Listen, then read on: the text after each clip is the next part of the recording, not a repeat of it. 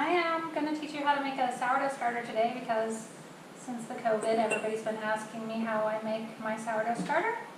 I usually make mine with a dark rye flour because it has more yeast in it than most other flours, anyone that I've ever used. You can use a unbleached all-purpose flour too, or if you have bleached all-purpose flour, that can work, but it can take a little bit longer to get it active than your rye or your unbleached all-purpose flour. I'm going to use all-purpose flour because sometimes dark rye flour is kind of hard to find. I usually buy mine at Winco in the bulk section, but I know everything's slim pickings right now, so you get what you get. Some people have all-purpose flour. Most people probably don't have dark rye, so it'll work. So I take about a big heaping tablespoon of flour, and I just put it in a small mason jar. And then I'm going to add some water to that, just until it's at the consistency that I like it at.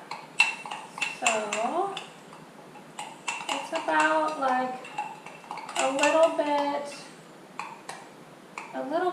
like school glue, but maybe a little thicker than that. I added a tiny bit more water than I normally do, but it works. So once it's all mixed up, I know this seems like wasteful, but you'll understand in a minute. Once it's all mixed, I like to transfer it into another cup. Then my sides are all clean, and I have less of a chance for my starter to mold. So for about a week, you're going to do this. Every day, you're going to take half of this and throw it away. Add the same amount of all-purpose flour and water again, stir it up, and transfer it into a new bowl or mason jar. Once it starts becoming active, and you can tell that it's active because it has air bubbles in it, it starts smelling really good like a good sourdough should, you're going to rubber band your line of where your starter is. So it should not be very much because you have to throw half of it away. So, I mean, you can make a cup of it, but then you have to throw half a cup away and feed it with a cup because it wants to be fed with as much, not the same weight as what it is. So if you have 50 grams of starter, you want to feed it 50 grams of starter, or of all-purpose flour and water. So then you get your rubber band to the height that it is in your jar so that you can tell if it's doubling in size or not. So let me show you. This guy is my starter. So I'm planning to make bread. So I have fed it a lot. So today I thought, I'm going to make bread today. So I just dumped a ton of flour and water in there just to make sure that I have a lot of starter to use.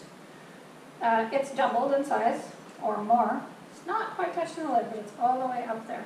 See how soft and fluffy it is? And there's tons of air bubbles in it. I don't know if you can see that. But it's nice and active, and it smells good, like fresh, kind of oceany. I don't know why, but it reminds me of the ocean. But, so every single day, you're going to feed it. The next day, you're going to dump half. You're going to feed it again until the end of time.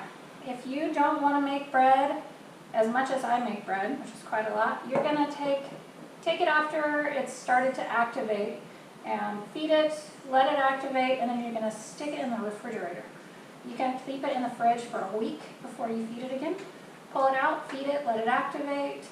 Then when you decide, oh, I do want to make bread this week, I'm going to make it in 2 days, you're going to want to pull it out 2 days ahead, feed it at least twice before you use it, and then the morning that you're going to use it, feed it a bunch, put it in a big jar so it doesn't, climb out because it will explode if it's very happy. I've had that happen before. And then you're ready to make your bread, and it's that simple. If it molds at all on top, you have to start over. If it smells putrid or gross, or like anything you don't want to eat, throw it out and start another one. It doesn't take too long, between 3-4 days to 2 weeks. If you're feeding it every day like that, it should be pretty fast. If you're having troubles, feed it twice a day, and it'll be more active and happier. Sometimes before I'll make bread, if it looks a little sleepy, I'll feed it at night and then again in the morning. And yeah, that's it. Let me know if you guys have any questions and if you'd like to see more videos. See ya.